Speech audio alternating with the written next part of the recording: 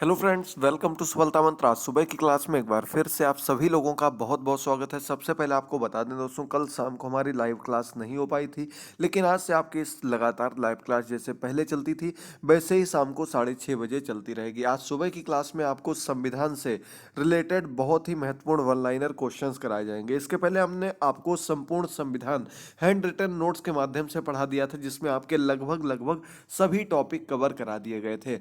इसके बाद अब उसके कुछ क्वेश्चंस की बात करते हैं, क्योंकि जब आप पूरा चैप्टर पढ़ लेते हैं तो उसके क्वेश्चन पढ़ना बहुत ही जरूरी हो जाता है। तो इन क्वेश्चंस को सभी लोग ध्यान से जरूर देखेगा, एक एक क्वेश्चन को तैयार करिएगा। निश्चित तौर पर आपके क्वेश्चन देखने को मिलेंगे। तो दोस्तों, जल्दी से अगर आपने अभी तक चैनल सब्सक्राइब नहीं किया है, तुरंत चैनल को सब्सक्राइब करिए। इस साथ ही साथ बेल आइकन को प्रेस करिए और सभी क्लासेस को देखने के लिए सुपर टेट की प्लेलिस्ट को देखना मत भूलिएगा। लिंक डिस्क्रिप्शन बॉक्स में दिया गया है।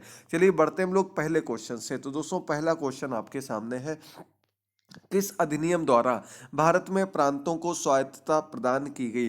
प्रांत यानी कि राज्य जो है, भारत के राज्यों को स्वायत्तता, स्वयं की जो क्षमता है वो प्रदान की गई किस अधिनियम के अंतर्गत। तो भारत सरकार का अधिनियम 1935 था, जिसके अंतर्गत भारत के प्रांतों को स्वायत्तता प्रदान की गई।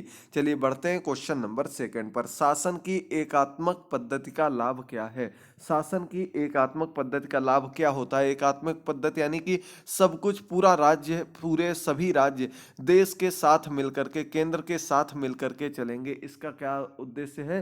दृढ़ राज्य यानी कि सब कुछ जब एकात्मक पद्धति से होता है तो इसका लाभ होता है दृढ़ राज्य, यानी कि किसी भी प्रकार की कोई चूक नहीं हो सकती, कोई भी विद्रोह नहीं कर सकता है। ये मेन लाभ होता है। चलिए बढ़ते हैं हम लोग क्वेश्चन नंबर 3 की ओर। जिस संविधान सभा द्वारा भारत के संविधान का अधिनियम किया गया उसके सदस्य थे। जिस संविधान सभा के द्वारा भारत के संविधान का जो अधिनियम बनाए गए उसके सदस्य थे। विभिन्न प्रांतों के विधान सभाओं द्वारा निर्वाचित किए गए सदस्यों को इसमें शामिल किया गया था, ताकि किसी भी क्षेत्र का ऐसा कोई भी व्यक्ति ना रह जाए जिसके उद्देश्यों को, जिसके अधिकारों को संविधान में ना रखा जाए। इस वजह से जो भी प्रांत थे, पुराने समय के प्रांत थे, या जो विभिन्न क्षेत्रों के विधानसभाओं के जो निर्वाचित लोग थे, उन सभी लोगों को इस संविधान सभा के अंतर्गत जगह दी गई थी और सभी के उद्देश्यों को, अधिकारों को पूर्ण करने के लिए ही संविधान सभा का गठन किया गया था। अगला क्वेश्चन आपके सामने है, भारतीय संविधान में आपात उपबंध कहां से आया लिया गया है। तो दोस्तों, आपातकाल के बारे में आप लोग जानते होंगे। आपातकाल को लेकर अलग से उसमें अनुच्छेद भी दिए गए हैं और इसके अलावा इसमें कुछ संशोधन भी किए गए थे। लेकिन जो आपका मुख्य रूप से आपात उपबंध लिया गया, तो भारत सरकार अधिनियम 1935 से ये आपका आपात उपबंध लिया गया है। इसके अलावा जब आपसे देश का नाम पूछा जाएगा तो आपको याद होगा, पहले भी आपको बता चुके हैं, जर्मनी से ये आपात उपबंध का जो संविधान में प्रावधान किया गया, ये जर्मनी से लिया गया है, याद रखिएगा। चलिए बढ़ते हैं अगले क्वेश्चन पर। भारत की संविधान सभा किसके कहने पर बनाई गई थी। तो दोस्तों, संविधान सभा का गठन किया गया था जब हमारा देश आजाद होने को था, यानी कि बिल्कुल अंतिम समय चल रहा था। उस समय एक ब्रिटेन से कैबिनेट मिशन आया था, यानी कि एक समिति बनाई गई थी जिसका नाम रखा गया था कैबिनेट मिशन। इसमें ब्रिटेन के बड़े बड़े मंत्री लोग शामिल थे, 3 सदस्यों की ये टीम थी। इसने सबसे पहले भारतीय संविधान सभा के गठन के बारे में बात की थी। इनके कहने पर ही संविधान सभा का गठन किया गया था।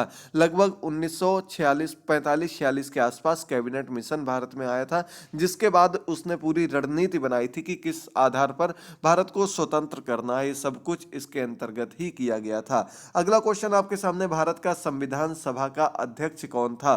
तो दोस्तों, आपको पता होगा जो संविधान गठन किया गया था, जो पूर्ण रूप से मेन पूरा संविधान सभा थी, उसके जो अध्यक्ष बनाए गए थे वो डॉक्टर राजेंद्र प्रसाद बनाए गए थे। इसके पहले एक अस्थायी अध्यक्ष भी बनाए गए थे, आप लोगों को नाम याद होगा, डॉक्टर सच्चिदानंद सिन्हा इनका नाम था, जिनको अस्थायी तौर पर सबसे बुजुर्ग होने की वजह से संविधान सभा का अध्यक्ष बनाया गया था। लेकिन जब अगली बैठक की गई 11 दिसंबर 1946 को, तो इसके बाद जो सबसे पहले गठन किया गया था, इसमें सबसे पहले चुना गया था डॉक्टर राजेंद्र प्रसाद को स्थायी अध्यक्ष के रूप में। तो आपको ये चीज याद होगी, यहां से महत्वपूर्ण क्वेश्चन आपके एग्जाम में बन सकते हैं। चलिए बढ़ते हैं हम लोग अगले क्वेश्चन पर। भारतीय संविधान की प्रस्तावना में किस प्रकार के न्याय की बात कही गई है? तो दोस्तों भारतीय संविधान की जो प्रस्तावना रखी गई है इसके अंतर्गत सामाजिक, आर्थिक, राजनीतिक न्याय की बात की गई, यानी कि पूर्ण रूप से किसी भी व्यक्ति को न्याय मिले, यानी कि कोई भी इसका दुरुपयोग ना कर सके, इस प्रकार से इसके संविधान की प्रस्तावना को रखा गया है। अगला क्वेश्चन, संविधान की प्रस्तावना में भारत को किस रूप में घोषित किया गया है? तो आपको पता होगा दोस्तों, एक प्रभु सत्तात्मक संपन्न, इसके बाद समाजवादी, पंथ निरपेक्ष और लोकतांत्रिक गणराज्य के रूप में भारत को घोषित किया गया। इसके साथ ही साथ इसमें आपका प्रभु सत्ता संपन्न, समाजवादी और पंथ निरपेक्ष ये इसमें बाद में जोड़े गए हैं। आप लोगों को पता है कब जोड़े गए, तो आपको बता दें कि ये आपका 42वां संविधान संशोधन जो हुआ था, जो कि 1976 में हुआ था। इस संविधान संशोधन के अंतर्गत कई बहुत बड़े बड़े बदलाव किए गए थे। संविधान के अंतर्गत बहुत से संशोधन किए गए थे, उसी के अंतर्गत ये नाम भी इसके संविधान में मुख्य रूप से जोड़े गए थे। इसकी प्रस्तावना में इन नामों को इसके पहले नहीं रखा गया था, इन नामों को इस संशोधन के बाद जोड़ा गया। 42वां संविधान संशोधन 100% एक दो क्वेश्चन हर एग्जाम में यहां से जरूर पूछे जाते हैं। चलिए अगला क्वेश्चन आपके सामने, भारत पूर्ण संप्रभु लोकतांत्रिक गणराज्य कब बना था? अब ये क्वेश्चन दो तरीके से आपसे पूछा जा सकता है, आगे आपको एक क्वेश्चन और मिलेगा। भारत पूर्ण संप्रभु लोकतांत्रिक गणराज्य कब बना था? जब भारत का संविधान बन करके तैयार हो गया था, यानी कि 26 नवंबर 1949 को भारत पूर्ण संप्रभु लोकतांत्रिक गणराज्य बन गया था, याद रखिएगा। अगला क्वेश्चन आपके सामने है, संविधान की उद्देशिका का संशोधन कितनी बार किया गया था? तो दोस्तों संविधान की जो उद्देशिका बनाई गई थी, मेन उद्देश्य जिसमें निहित किए गए थे, उसमें एक बार संशोधन किया गया। कितने बार? एक बार संशोधन किया गया, याद रखिएगा। अगला क्वेश्चन आपके सामने लेकर के आते हैं। इन क्वेश्चंस को आप लोग जरूर याद कर लीजिएगा। इसकी आपको पीडीएफ फाइल भी हमारी मोबाइल ऐप पर और साथ ही साथ हमारे टेलीग्राम चैनल पर बिल्कुल फ्री में आपको मिल जाएगी। समय की कमी की वजह से आपको भी ये पीडीएफ नहीं दे पा रहे, लेकिन किसी दिन आपको करंट अफेयर की और इनकी सभी की पीडीएफ एक साथ अपलोड कर दी जाएगी। आप लोग जुड़े रहिए, चैनल को जरूर सब्सक्राइब कर लीजिएगा और सभी क्लासेस को देखते रहिएगा। अगला क्वेश्चन, भारतीय संविधान में संघीय शब्द का प्रयोग कहां पर हुआ है? तो संघीय शब्द का प्रयोग आपको संविधान में कहीं देखने को मिलता है? तो दोस्तों संविधान में कहीं नहीं देखने को मिलता है। भारतीय संविधान में संघीय शब्द का प्रयोग कहीं देखने को नहीं मिलता है। चलिए बढ़ते हैं अगले क्वेश्चन पर। भारतीय संविधान के अनुच्छेद में यह घोषणा की गई कि इंडिया अर्थात भारत खालिस्तान है। तो दोस्तों संविधान का जो अनुच्छेद पहला है, जहां से संविधान शुरू किया गया, उसमें सबसे पहले ही क्या बताया गया था? राज्यों का वर्णन किया गया था और क्या बताया गया था कि इंडिया अर्थात भारत जो है ये राज्यों का संघ है। क्या राज्यों के साथ मिलकर के कार्य करेगा? राज्यों का संघ है, राज्यों का एक समूह है, इस रूप में दर्शाया गया है। अगला क्वेश्चन आपके सामने, किस अनुच्छेद में इंडिया को भारत भी कहा गया है? तो अभी आपको ऊपर क्वेश्चन में मिला, ठीक वही क्वेश्चन घुमा कर पूछ दिया गया है।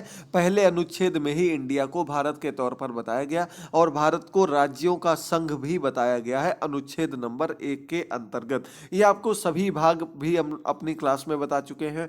किस देश से क्या लिया गया इसके बारे में भी आपको बता चुके हैं। तो ये सभी चीजें आपको बहुत ही अच्छे ढंग से याद होनी चाहिए। निश्चित तौर पर आपको यहाँ से एग्जाम में क्वेश्चन देखने को मिलेंगे। अगला क्वेश्चन, भारत में किस प्रकार का संघवाद देखा जाता है? तो दोस्तों भारत में जो संघवाद है, संघ बनाकर राज्यों का गठन करना, यानी कि राज्यों का गठन किया जाता, राज्यों को संघ की श्रेणी में रखा गया, राज्यों के गठन को। तो ये आपका संघवाद देखने को मिलता है। किस प्रकार का? कि संघ बनाकर राज्यों का गठन करना, ये इसके अंतर्गत मुख्य रूप से देखने को मिलता है। नए क्वेश्चंस आपको आज के क्वेश्चंस देखने को मिल रहे हैं। अगला क्वेश्चन, भारतीय संविधान कब बनकर तैयार हुआ? लागू होने की बात यहाँ पर नहीं हो रही। आपका जो सुपर टेट का एग्जाम हुआ था उसमें सेम टू सेम ऐसा ही क्वेश्चन पूछा गया था और बहुत से लोग गलत कराए थे। भारतीय संविधान कब बनकर तैयार हुआ? तो यहाँ आपका आंसर होगा 26 नवंबर 1949 को। ठीक है, 26 नवंबर 1949 को क्या हुआ था? हमारा संविधान बन करके बिल्कुल तैयार हो गया था, रेडी हो गया था, लेकिन इसको लागू नहीं किया गया। तब कुछ अनुच्छेदों को लागू कर दिया गया था, लेकिन पूर्ण पूर्ण संविधान हमारा 26 नवंबर को लागू नहीं किया गया? इसका जवाब आपको अगले क्वेश्चन में मिलेगा कि भारतीय संविधान कब लागू किया गया।